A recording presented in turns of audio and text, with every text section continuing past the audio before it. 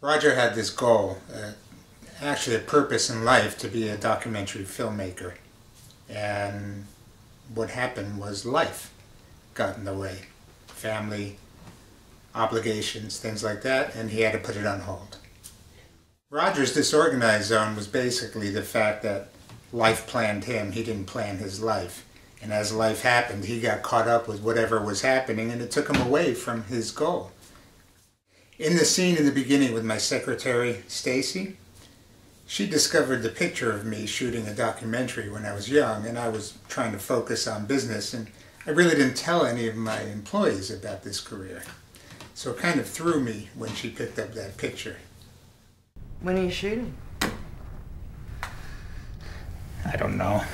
Things I need to finish up before I can make time for it.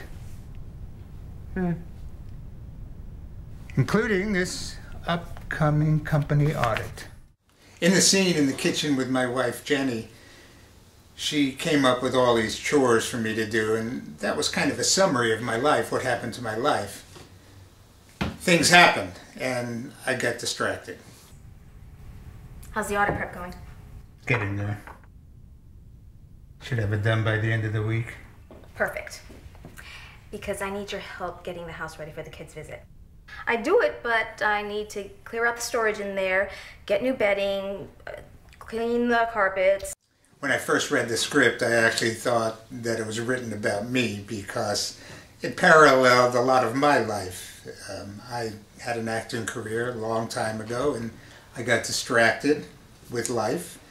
And so when I got the script, it was very interesting because I just made the decision to revive that career again. So it was very timely when I received the script. Roger's disorganized zone was a very common one. Things about life that get in your way, or demands you have made on you by other people in your life, can send you down different paths. So unless you control that, and Roger just went with the flow and didn't control it, so that was his disorganized zone.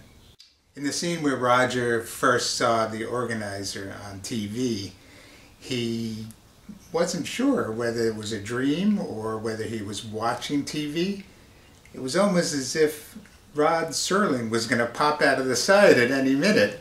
However, we had our own quote-unquote Rod Serling pop out and talk about Roger and his life. And that's the whole Twilight Zone aspect of the show. You're not sure. It is possible to organize your life and prioritize time boundaries so you can not only fulfill your obligation to work, family, and friends, but also allow you the time for actions that fulfill your own personal passion. And if you act now, you'll not only get a documentary on the big screen, we'll also throw in an entire audience to watch it. The organizer just magically appears in people's disorganized zones. I wish he'd appear in mine.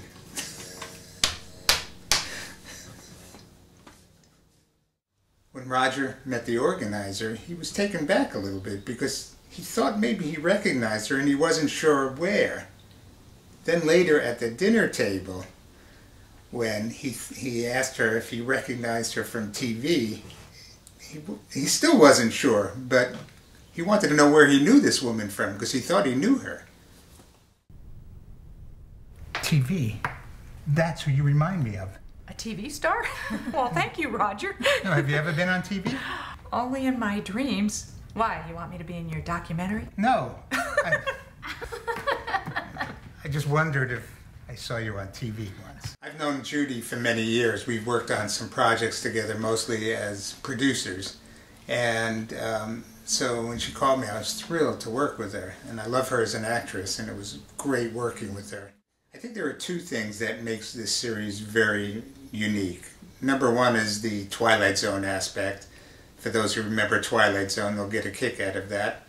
The other one is, from my understanding, I know the creator of this series took these stories from real life. I think viewers are going to really relate to this series because, in my experience, most people are disorganized in their lives. And they may find something that's very common to them.